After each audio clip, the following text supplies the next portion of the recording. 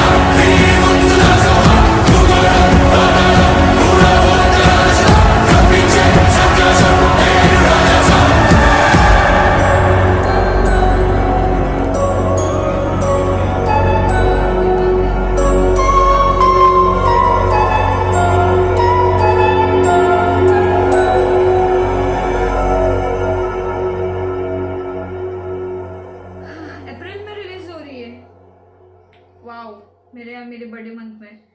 But यार this is good, बहुत मस्त है यार, एक्चुअली गुड, बहुत मजा आया। हाँ, वो जिससे लाइक जैसे वो जंगल का बताया, देन पियानो एंड फिर वो मुझे याद नहीं था।